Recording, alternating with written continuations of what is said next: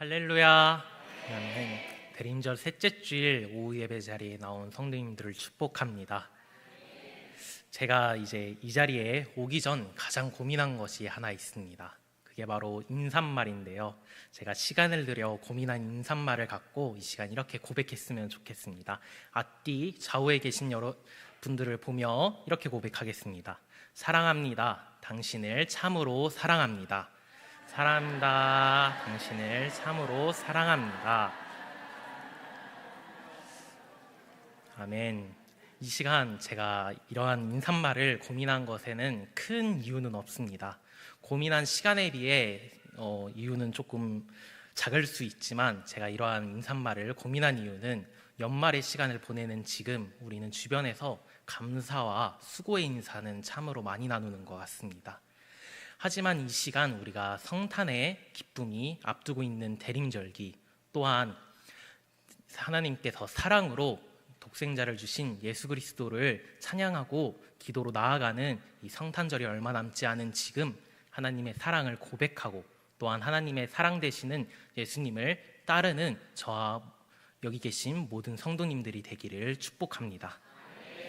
이 시간 우리가 말씀을 나누기 전 다시 한번 주님의 말씀을 읽었으면 좋겠습니다. 함께 누가복음 5장 1절에서 11절의 말씀을 길더라도 다시 한번 읽었으면 좋겠습니다. 함께 읽겠습니다. 무리가 몰려와서 하나님의 말씀을 들을 때 예수는 게네사렛 호숫가에 서서 호숫가에 배 두 척이 있는 것을 보시니 어부들은 배에서 나와서 그물을 씻는지라. 예수께서 한 배에 오르시니 그 배는 시몬의 배라. 육지에서 조금 떼기를 청하시고 앉으사 배에서 무리를 가르치시더니 말씀을 마치시고 시몬에게 이르시되 깊은 데로 가서 그물을 내려 고기를 잡으라. 시몬이 대답하여 이르되 선생님, 우리들이 밤이 새도록 수고하였으되 잡은 것이 없지만은 말씀에 의지하여 내가 그물을 내리이다 하고, 그렇게 하니 고기를 잡은 것이 심히 많아 그물이 찢어지는지라. 이에 다른 배에 있는 동무에게 손짓하여 와서 도와달라 하니 그들이 와서 두 배에 채우되 잠기게 되었더라.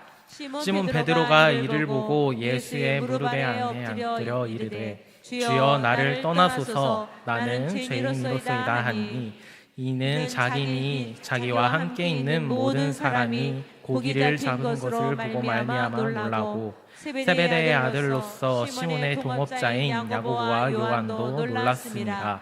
예수께서 시몬에게 이르시되 무서워하지 말라. 이제 후로는 네가 사람을 취하리라 하시니, 그들이 배에 육지를 대고 모든 것을 버려두고 예수를 따르니라. 아멘. 혹시 이 자리에 계신 성도님들 중에 말씀 제목이 기억 안 나는 성도님이 계실까요?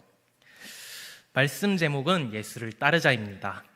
아이들과 함께 초등부 예배를 드리다 보면은 재미있는 일들이 참 많습니다. 제목을 읽은 후에 말씀을 읽다 보면은 몇몇 아이들은 제목을 잊어버리는 경우가 있었습니다. 그러다 보니 말씀을 읽은 후 제목을 다시 읽고 이제 말씀을 나누려 하니 말씀 구절과 말씀 내용이 뭐였는지 까먹는 그러한 친구들도 예배 시간에 보다 보면 종종 보입니다. 그렇기에 제가 오늘 이 자리에서 나눌 말씀과 말씀 제목을 성도님들이 잘 기억하고 따라와 주셨으면 합니다. 또 제가 이러한 질문을 했을 때 혹시나 기억이 안 나시는 성도님이 있을까 두려워하는 마음이 있지만은, 그럼에도 불구하고 우리 오늘 읽은 누가복음 5장의 말씀을 의지했으면 좋겠습니다. 누가복음 5장의 말씀은 우리가 이미 잘 알고 있는 본문일지도 모릅니다. 예수님께서 베드로를 부르시는 본문으로서 우리가 많이 접했을 본문입니다. 그리고 제가 가진 성경책을 보면은 이 5장 1절에서 11절의 말씀에 작은 소제목이 붙어 있습니다. 이 소제목은 어부들이 예수를 따르다 라고 적혀 있습니다. 저의 말씀 제목도 여기서 갖고 왔는데요. 이 제목과 말씀 제목과 소제목을 보면은 한 가지 중요한 것을 알아야 됩니다. 어부들, 즉 베드로와 여러 제자들이 예수님을 따랐다고 하는데, 예수님께서는 어떠한 분이실까? 베드로는 즉 어부들은 무엇을 보고 예수님을 따랐을까에 대해서 이 시간 함께 고민해 봤으면 좋겠습니다. 크게 고민할 것도 없이 우리 누가복음 5장을 보면은 알 수 있습니다. 특히 누가복음 5장에 나와 있는 예수님의 사역을 보면 더욱더 예수님이 어떤 분인지를 알 수 있습니다. 1절에서 3절을 보면 예수님께서는 가르치십니다. 하나님의 말씀을 전하시고 하나님의 나라를 세워가는데 일하시는 분이 예수님이셨습니다. 그리고 오늘 읽은 우리의 본문인 누가복음 5장 1절에서 11절의 말씀은 예수님께서 사람들을 제자 삼으시는 구절이었습니다. 뒤에 이어서 나오는 12절을 보면은 또 나병 들린 사람을 예수님께서 깨끗하게 하시는 예수님의 치유 사역, 한 영혼, 한 생명을 살리시는 예수님의 구원의 사역을 확인할 수 있습니다.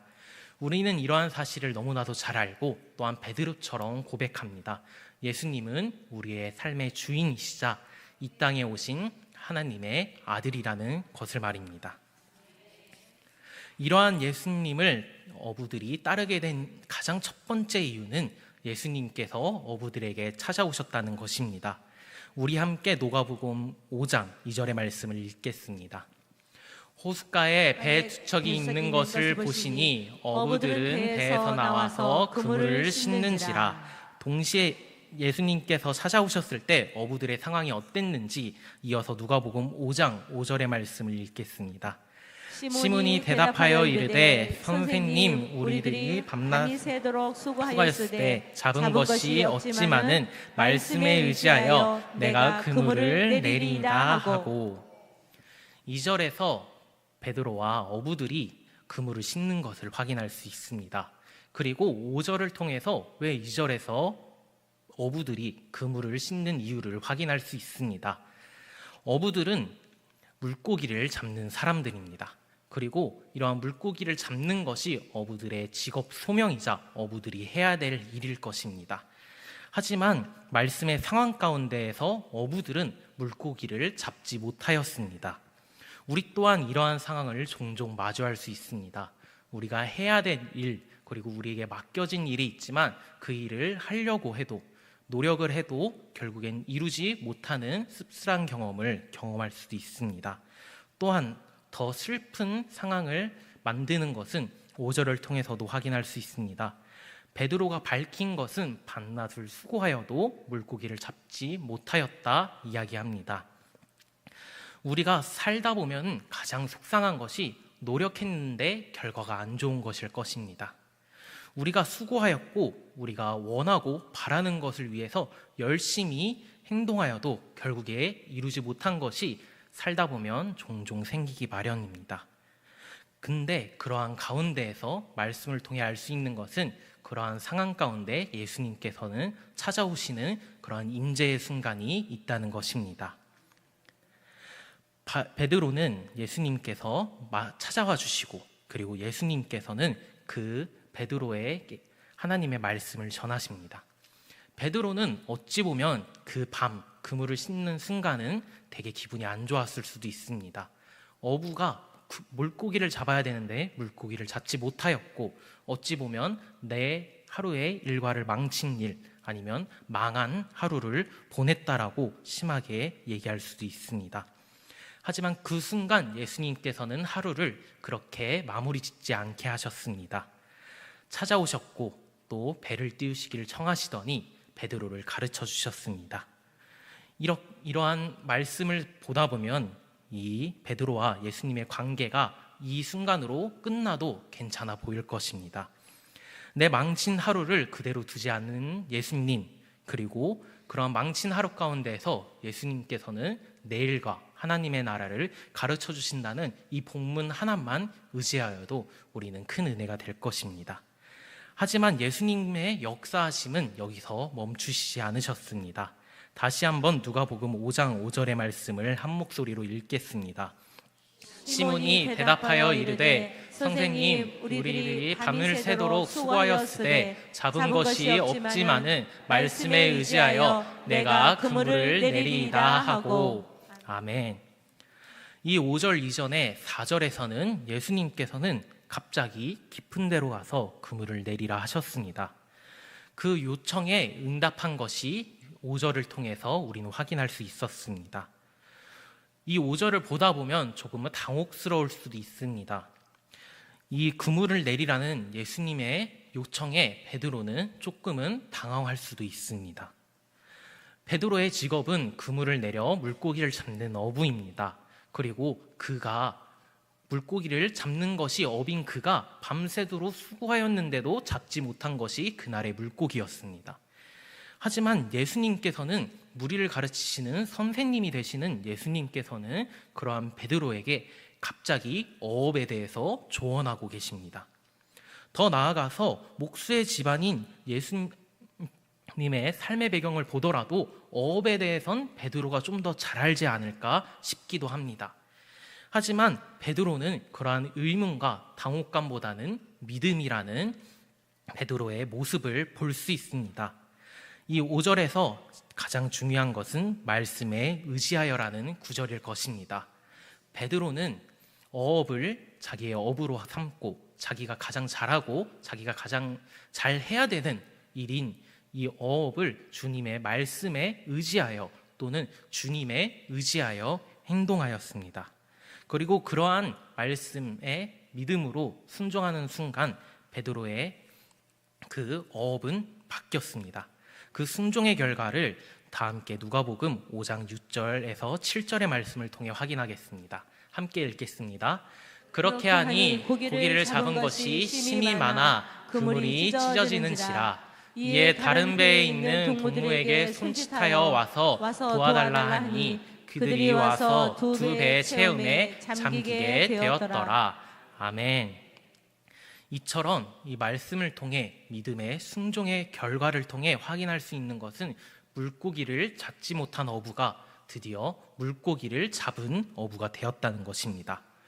그것도 배 하나로는 모자라서 다른 배에 있는 동무에게 부탁해서 두 배에 가득 차도록 아주 성공적인 물고기 잡이 일을 마치는 일을 오늘 읽은 6절에서 7절을 통해 확인할 수 있습니다.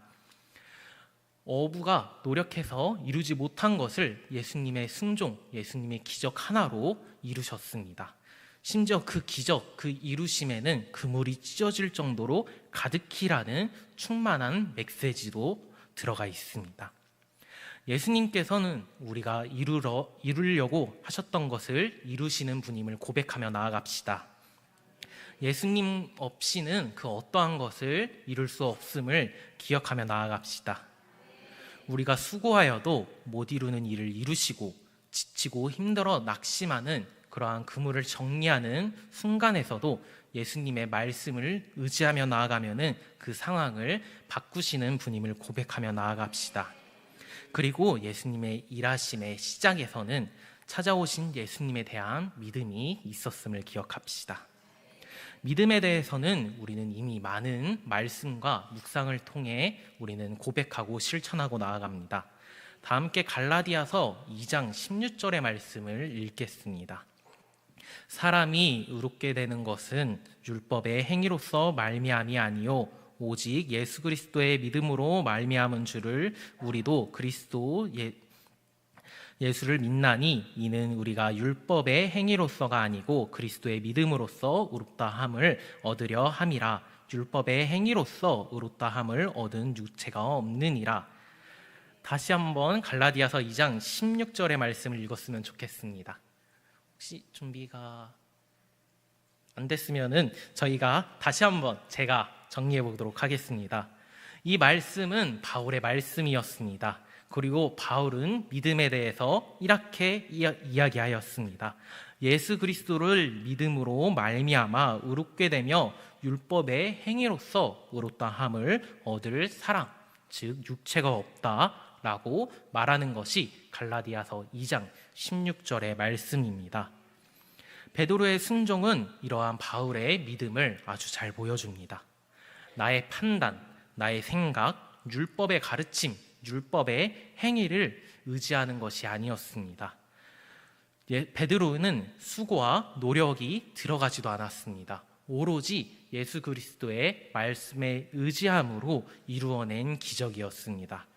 그리스도를 믿는 믿음이 그리스도의 일하심을 이루었음을 우리 모두 기억하며 나아갑시다. 그리고 우리는 또한 이러한 말씀을 묵상할 수 있습니다. 다 함께 야고보서 2장 14절에서 17절의 말씀을 묵상했으면 좋겠습니다. 다 함께 읽겠습니다. 내 형제들아, 만일 사람이 믿음이 있노라 하고 행함이 없으면 무슨 유익이 있으리요? 그 믿음이 능히 자기를 구원하겠느냐? 만일 형제나 자매가 철벗고 일용할 양식이 없는데 너희 중 누구든지 그에게 이르되 평안히 가라, 덥게 하라, 배부르게 하라, 그 몸을 쓸 것을 주지 아니하면 무슨 유익이 있으리요? 이와 같이 행함이 없는 믿음은 그 자체가 죽은 것이라. 아멘. 이 본문을 통해 알 수 있는 것은 야고보의 신앙, 즉 행함이 없는 믿음은 죽은 것이라는 것을 알 수 있습니다. 때로는 바울의 신앙과 야고보의 신앙이 서로 충돌하는 것처럼 보이기도 합니다. 이 두 말씀이 대립관계에 놓여 있어 모순되는 말로 이해를 방해하기도 합니다. 하지만 이 두 말씀의 이해는 베드로의 이 본문을 통해서 더 잘 확인할 수 있습니다. 바울의 신앙은 로마와 유대 문화 그 사이 어딘가에 있습니다. 즉 바울은 유대인이면서 로마인이고 유대의 문화와 로마의 문화를 너무나도 잘 아는 인물이었습니다. 그리고 그가 예수 그리스도의 부르심을 받아 이방 선교의 사명을 품은 사도라는 것은 이 사실을 더욱더 잘 알려줍니다. 예수님께서는 바울의 이 달란트를 너무나도 잘 알고 계셨던 것입니다. 그리고 이러한 바울은 로마 시대에 믿음이란 단어를 예수 그리스도께 사용하면서 더욱더 이방 선교에 힘쓰게 하는 도움이 되었습니다. 이 로마 시대의 믿음이란 단어는 원래 로마 황제에게 쓰이던 말이었습니다. 피스티스라는 이 믿음이란 단어는 원래 로마의 황제에게 충성을 다하겠다라는 느낌이 더욱더 강했습니다. 나는 로마 황제를 믿습니다 라는 식으로 사용되는 이 믿음은 로마 황제의 말과 법을 따르겠다, 즉 충성과 순종을 이야기하는 믿음이 되어집니다. 그러한 믿음이 예수 그리스도를 향할 때 바울은 율법의 행위보다 더 중요하다, 그리고 이 예수 그리스도께 믿음으로 나아가는 것이 이 그리스도인의 신앙의 전부, 즉 사람이 의롭게 됨의 전부라고 이야기를 합니다. 그러한 율법의 행위보다 그리스도에 대한 순종과 충성이 중요함을 베드로는 말씀에 의지하여라는 모습을 통해서 우리에게 설명해 줍니다. 베드로가 바울의 믿음을 말씀에 의지하여로 보여주셨음을 기억하시길 바랍니다. 야고보는 유대 문화 속에서 율법을 너무나도 잘 아는 인물이었습니다. 야고보는 그 가운데 주 예수를 믿는 믿음을 소중하게 생각하며 행위 없는 믿음은 죽은 것이라는 신앙을 갖게 하였습니다. 이 믿음은 바울이 이야기한 것과 비슷할 것입니다. 야고보의 믿음 또한 예수 그리스도께 충성하고 순종하고 말씀에 의지하는 것을 가리키는 믿음이었습니다. 하지만 야고보가 이야기한 행위는 조금 다릅니다. 바울이 이야기한 율법의 행위가 아니라 야고보는 또 다른 믿음의 행위를 이야기하고 있는 것입니다. 여기서 야고보가 중요하게 이야기한 것은 바로 믿음의 실천의 자세, 믿음의 순종의 모습일 것입니다. 베드로가 그물을 예수님의 말씀에 의지하여 내린 것을 통해서 더욱더 잘 이해할 수 있을 것입니다. 만약 베드로가 예수님의 말씀에 의지하기만 하고 가만히 있었다면 두 배에 가득 차게 하는 예수님의 기적을 못 보여줬을 수도 있습니다. 예수님의 역사하심이 베드로를 통해 이루어지게 함은 베드로가 그물을 내리는 것이 선행되었음을 기억하며 나아갑시다. 예수님의 역사하심과 기적은 우리의 그 순종과 그 믿음에 대한 실천을 통해 이루어지는 것입니다. 야고보의 행위는 믿음의 결실을 맺는 꽃과 같은 것이라는 것을 기억하시길 바랍니다. 우리 마지막으로 누가복음 5장 8절에서 11절의 말씀을 다 함께 봉독하겠습니다. 시몬 베드로가 이를 보고 예수의 무릎 아래 엎드려 이르되 주여 나를 떠나소서 나는 죄인으로소이다 하니 이는 자기 및 자기와 함께 있는 모든 사람들이 고기 잡힌 것을 말미암아 놀라고 세베대의 아들로서 시몬의 동업자인 야고보와 요한도 놀랐으니라. 예수께서 시몬에게 이르시되 무서워하지 말라. 그들이 배들을 사람을 취하리라 하시니 그들이 배들을 육지에 대고 모든 것을 버려두고 예수를 따르니라. 아멘. 우리가 읽은 누가복음 1절에서 11절의 마지막은 모든 것을 버려두고 예수를 따르니라로 끝나고 있습니다. 말씀의 제목에 제가 의지함, 순종, 믿음, 행위라는 단어 대신 따르자로 정한 것도 이러한 이유에서입니다. 우리가 주님을 만나고 주님을 순종함으로 주님의 기적을 이루시게 하는 또는 주님의 기적을 경험하는 순간을 우리는 믿음 생활을 하다 보면 경험할 수 있습니다. 그리고 8절에서 10절에서 확인할 수 있듯이 주님을 만나고 경험하는 사람은 주님께 자동적으로 고백이 나오는 것도 경험할 수 있습니다. 더 나아가 주님을 우리의 삶의 주인으로 고백하는 사람에게는 예수님께서 소명을 주시기도 합니다. 그리고 그러한 그리스도인이 될 때 예수를 따르는 사람이 되어지고 또한 그러한 예수를 따르는 그리스도인이 될 때 우리는 비로소 예수님의 제자가 될 수 있습니다. 이제 말씀을 맞춰보려고 합니다.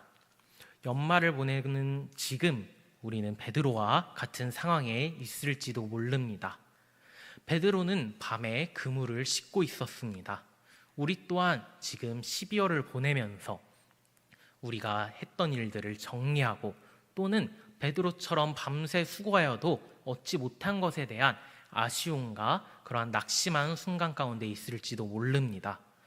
또는 베드로가 물고기를 잡는 어부임에도 불구하고 자기의 직업 소명을 제대로 이루지 못해 내가 과연 어부일까? 아니면 내가 제대로 일을 하고 있는 걸까라는 그러한 혼란 가운데 이 시간을 보내는 여러분들도 있을 수도 있습니다. 하지만 2025년을 정리하는 가운데 그물을 씻는 가운데 우리는 대림절기를 보내고 있습니다. 무엇보다 곧 선탄이 다가오며 선탄의 기쁨과 감사를 바라보는 순간에 있습니다. 예수님께서는 베드로에게 밤에 그물을 씻는 가운데 찾아오셨습니다.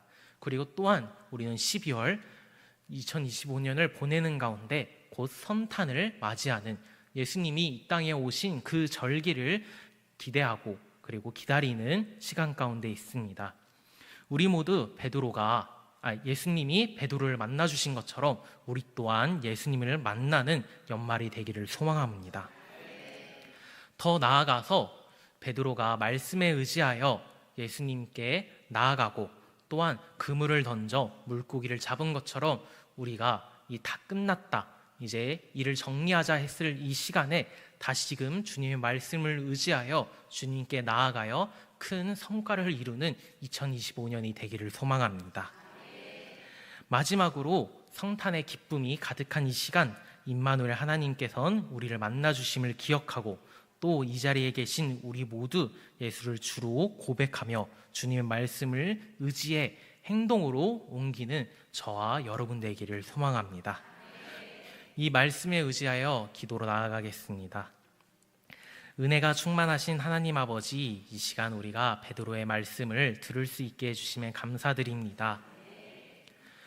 우리가 베드로처럼 밤에 그물을 씻는 순간이 있을지도 모릅니다. 또한 그러한 시간을 보내며 수고하여도 잡지 못하고 원하여도 이루지 못한 그러한 아쉬운 연말을 보내는 가운데 있을지도 모릅니다.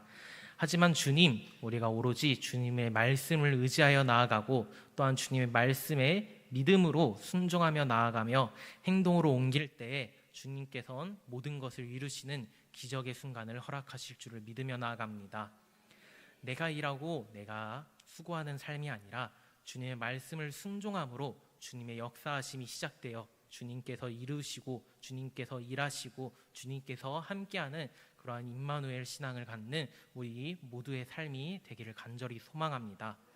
주님, 우리와 함께하여 주시고 사랑과 은혜를 더하여 주사 주님의 말씀을 가르치사 주님의 말씀이 전파되게 주님 우리를 제자 삼아 주시옵고, 우리가 주님을 따를 때에 주님의 제자 되어 주님의 나라를 이루고 주님 안에서 온전한 성탄의 기쁨을 누릴 수 있게 하여 주시옵소서. 이 모든 말씀 우리와 함께하여 주사 이 땅에 아기의 모습으로 오신 예수 그리스도의 이름으로 기도드립니다.